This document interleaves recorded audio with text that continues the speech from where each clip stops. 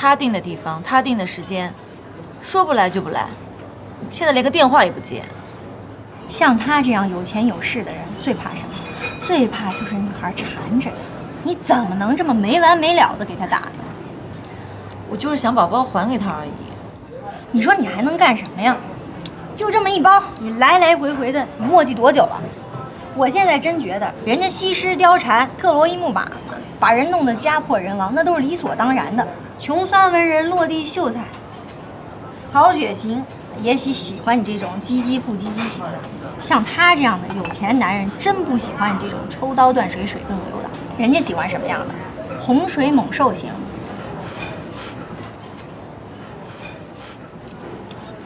知道为什么那么多人买股票吗？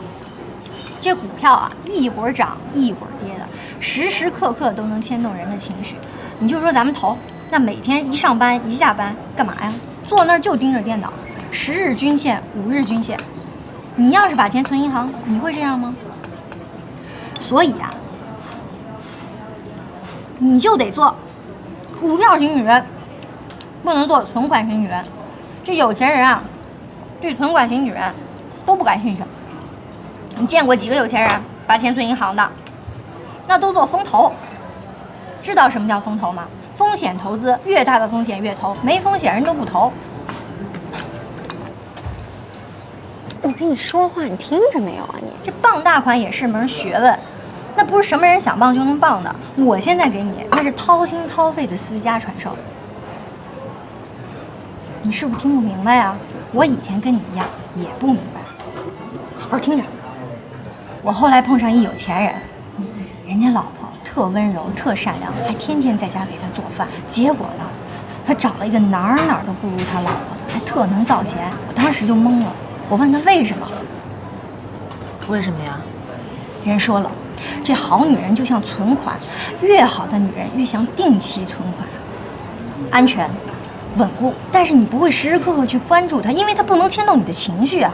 就像股票，你不知道它什么时候就赔钱了，所以啊，你就牵肠挂肚、掏心掏肝的关注着，赚了高兴，赔了难受。只要有钱，还得往里砸。这叫什么老板呀？他懂不懂什么叫价值投资？你以为有几个股神巴菲特啊？大多数男人不都是追涨杀跌，大把大把的赔钱啊？那要这样的男人干什么？你让他把钱赔你身上，你不就把他套牢了吗？他还有钱玩别的股票吗？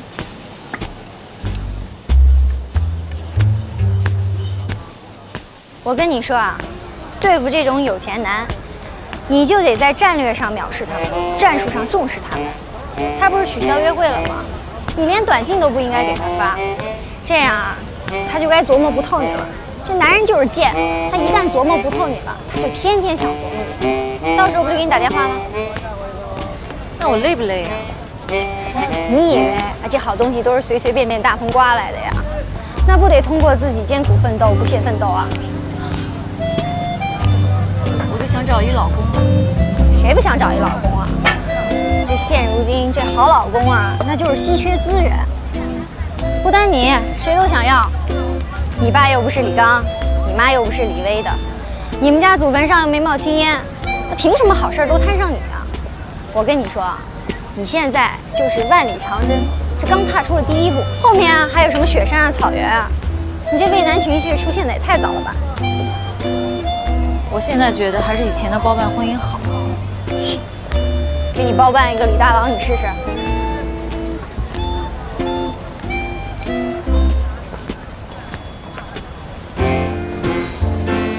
别给他打，那他会不会出什么事儿啊？能出什么事儿啊？啊，车祸、绑架、心脏病突发，你还能想点什么呀？那他为什么不接我电话呢？人家凭什么要接你电话？他是不是有老婆呀？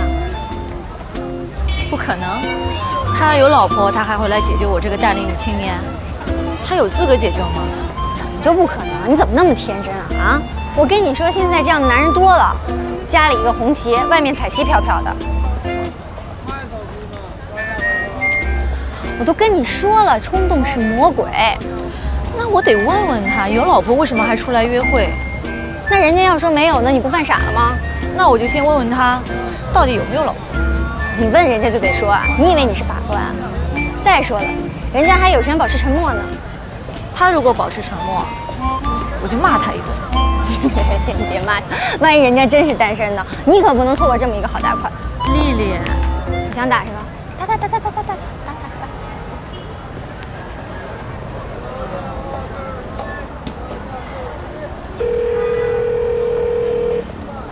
女性要想找到真爱，需要过3关。第一关，平均跟22个男人接吻；第2关，经历4次长久的恋爱；第3关5次分手。除此之外，还要忍受6次糟糕的约会。哎，看着点儿。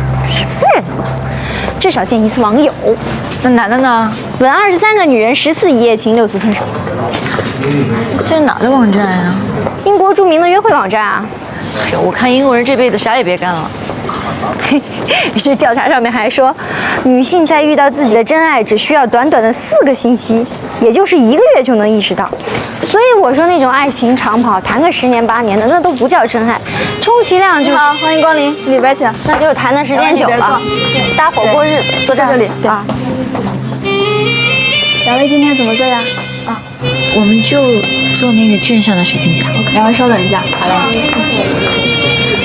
这边好了没有啊？这边2位。那以后就得闪婚啊，认识1个月就得闪，超过的就结不了了，就拜拜。对，你看这儿，1/5被调查的女性表示，在找到真爱之前，她们已经与其他人生过1个孩子，并且与2个男人同居过了。我幸运的是，大多数人都在30岁之前找到了真爱。不好意思，那这话应该这么说呀，一般找到真爱的都得30岁以前，找不到的，那就30岁以后就都找不到了。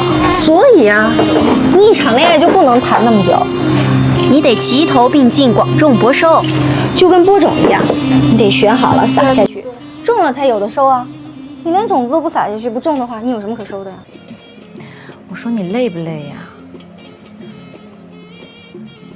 你播完种，你得施肥，施完肥你还得浇水，你还得抗旱、防洪、除虫。丰收了吧，你还不能歇着，你还得赶紧选种。你又想选那种最好的、最大的、最饱满。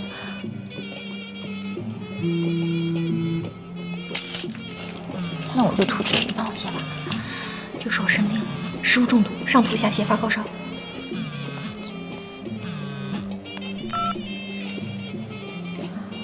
喂，啊，黄老板，啊，我是晶晶，你找丽丽吧？啊，她那个食物中毒啊，吐、恶心，特别严重啊。好，那就这样啊，拜拜。怎么说？他说就让你好好休息呗，说你休息好了再给他打个电话就好了。没说来看我？没有。哎呦，你不是老劝我不要在一棵树上吊死吗？我也没在一棵树上吊死。你得吸取我的教训，你知道吗？我就是吸取了你的教训，我才准备了那么多备胎。他吊着我，我还吊着他呢。你说你那些备胎都知道自己是备胎吗？我平时就教育他们，只问耕耘，别问收获。那你不是耍人家吗？那总比被耍强吧？再说了，我怎么耍他们了？我天天陪他们吃，陪他们喝，陪他们玩，他们还快乐呢，就跟咱们租房子一样。付了房钱，你才能住上房子。房东不愿意租给咱们了，退了房租，你不还得到处去找房子吗？你这人就是死心眼儿。你说你还没怎么着呢，你凭什么要求人家把你当成唯一的恋爱对象啊？我是找老公，相当于买房子，不是租。我花了时间精力，就相当于定金。你收了我的定金，没有特别的理由就不能给我退。哎，你说你要是退了，别的房子也卖光了，我住哪儿去啊？啊，我上哪儿买房去？小姐，你活在上个世纪吧？现在都什么时代了？现在是市场经济，不是计划经济啊！计划经济的时候，那谈恋爱、谈对象，那都是1对1的。你要觉得不合适，那必须有正当的理由才能退货。现在是商品经济，讲究什么呀？货比3家，而且呢还得无条件退货。你像在国外，那些卖衣服的品牌，衣服卖出去了，你想什么时候退就什么时候退，穿破了他都给你退。那你还要婚姻干什么呀？那当然不一样了，结婚就相当于第2次投胎，那是一个彻底改变命运的机会，凭什么不要？你是不是手机在震呢？啊，哎，你帮我拿一下。杨树，喂，我是丽丽。顾晶晶现在不想接你的电话。不是，你跟晶晶说一下，你让她把那条微博删掉呗。我真不是那样的人，我可以当面向她道歉，跟她说对不起，但我确实不是那样的人。时间地点？什么时间地点？你不是要解释要道歉吗？在哪儿道歉？什么时间到啊？那今天晚上呗。今天晚上不行。那明天？明天他好像也有事儿。这样吧，我问问他什么时候有时间，然后我再给你打电话。再见。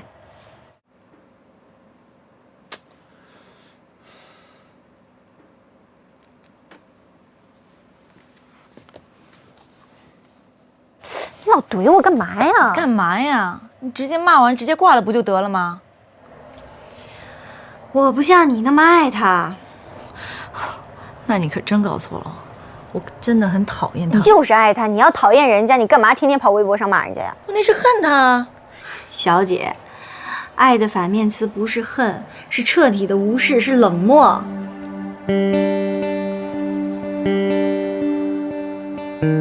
你会骂他们吗？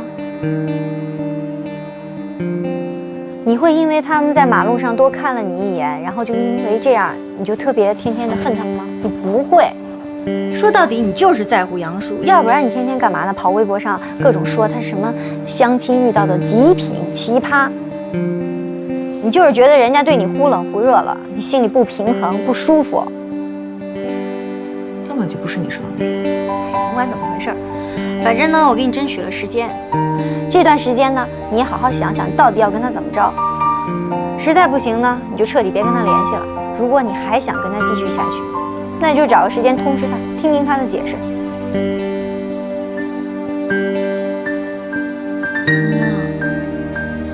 那他要是你怕他接了电话以后又不道歉了，那你就当没接过这个电话不就完了吗？不是那么回事儿。你说你为这种事儿生什么气啊？你别找我啊，烦着呢。好好好，回头我就帮你上网去骂去，好不好？你说我骂那个奇葩相亲男，他凭什么骂我呀？还转发那么多条，每条还都艾特我。网上嘛，什么人都有，所以我让你别在网上浪费什么时间了，赶紧的去找你的金龟婿。打击敌人的最好方式，就是过得比他好，活得比他幸福。你看，天天有时间在网上骂人的人，都什么人呢？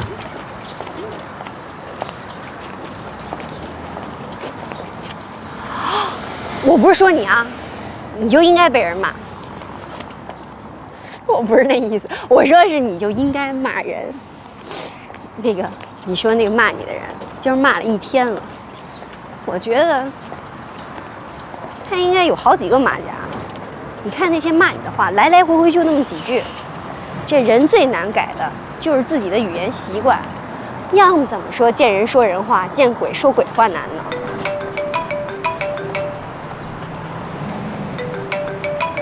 我帮你接啊。喂，喂，哎，不好意思啊，对了，我今儿在这个微博上看见有人那什么你了，是吧？哎，你这千万别往心里去，这林子大，什么鸟都有。你给我打电话，就是为了说这句话？不是，还有啊，我今儿别人送我好多大闸蟹，啊，你在哪儿？我给你送点去吧。反正我这也吃不了。那你送到小区门口吧。好啊，那大概半小时就到。来，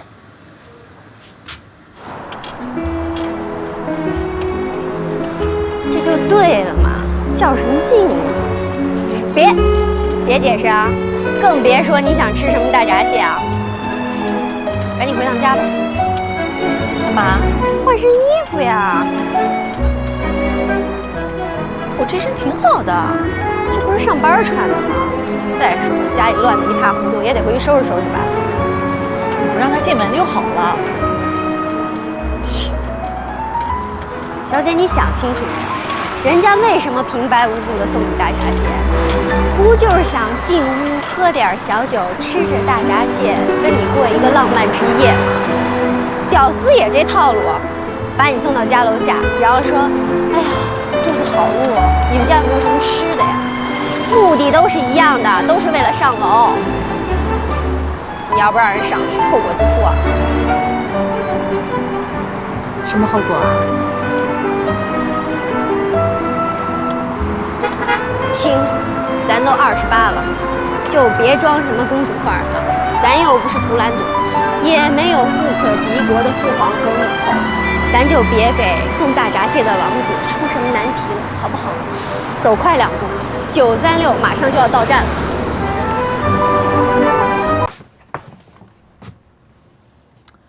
来，这件怎么样？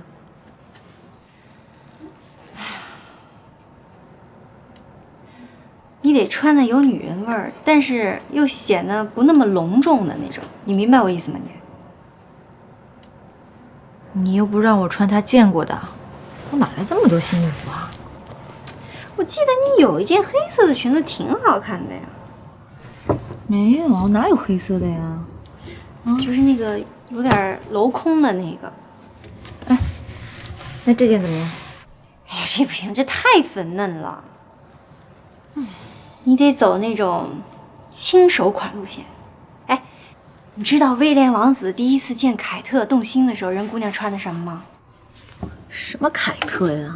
凯特你都不知道啊？就是威廉王子娶进王室的那个女孩，人穿了一件透视装。你怎么全知道啊？废话，你当年考大学读了多少本书，做了多少道题呀？这嫁入豪门不比考大学难多了？大学录取率比嫁入豪门的录取几率高多了。但是现在呢，博士都是批量生产，你什么时候见过王妃批量生产？咱不得借鉴学习一下成功者的经验？哎，行，你也别挑了，穿我的。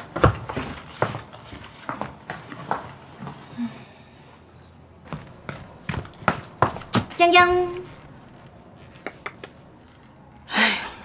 这么露我怎么穿呀？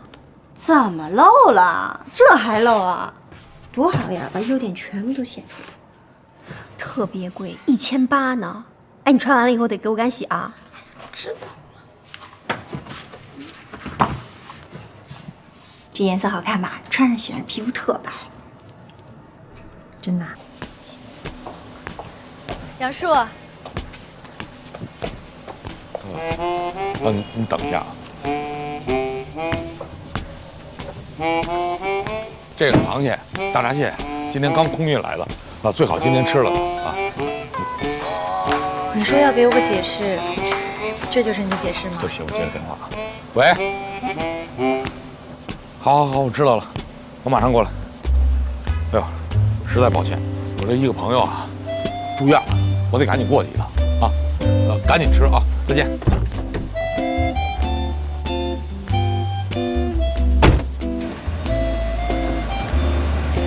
好，再见啊。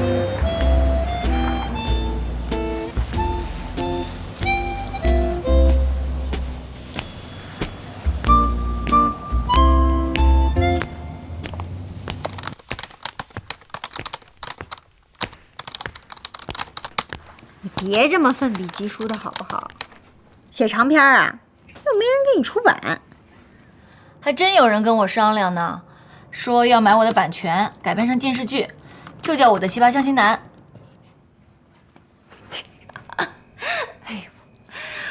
我跟你说啊，以我的临床经验来说，还真是挺够奇葩的。不过呀，我老觉得他另有隐情。什么隐情啊？阁楼里住着一个疯子老婆，3代疯饼。你简爱看多了吧？我觉得他奇葩的就是，你说他要不喜欢你，干嘛一会儿送你包，一会儿送你大闸蟹的？我觉得他是想用直钩钓鱼姜太公那一招，愿者上钩。要么就是他有老婆，要么就是他有女人。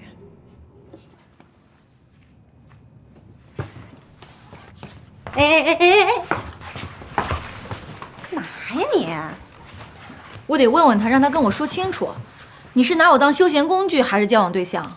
你要是拿我当交往对象的话，那以后咱们就奔着结婚去，那我也把你当交往对象啊。